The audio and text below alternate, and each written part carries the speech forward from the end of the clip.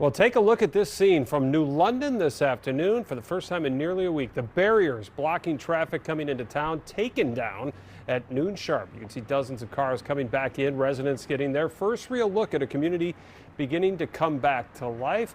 Our Samantha Cavalli watching that reopening unfold today. She joins us now live in New London with the latest from officials. Samantha.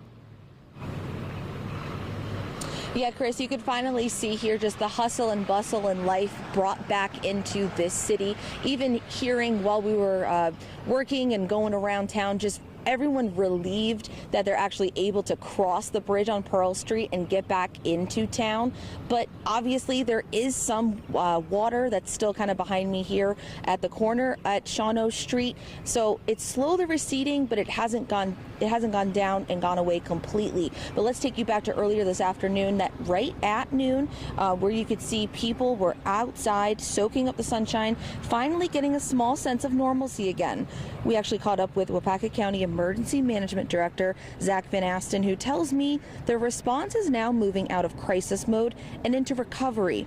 Damage assessments are expected to start later this week as water continues to go down, likely beginning in the village of Fremont. He says until then, some roads remain unsafe as crews check for hidden damage.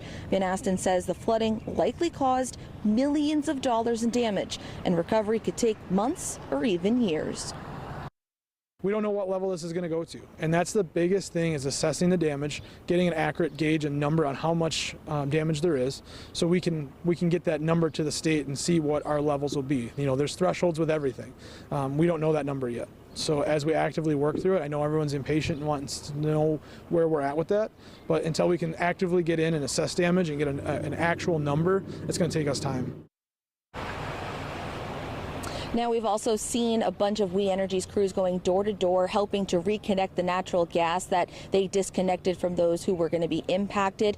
And like I mentioned, there is some road closures. You just see behind me here, the Shawano Street Bridge, that remains closed due to some flooding and high water concerns. But it's definitely a step in the right direction with the reopening of the roads today. Reporting live in New London, Samantha Cavalli, Action 2 News.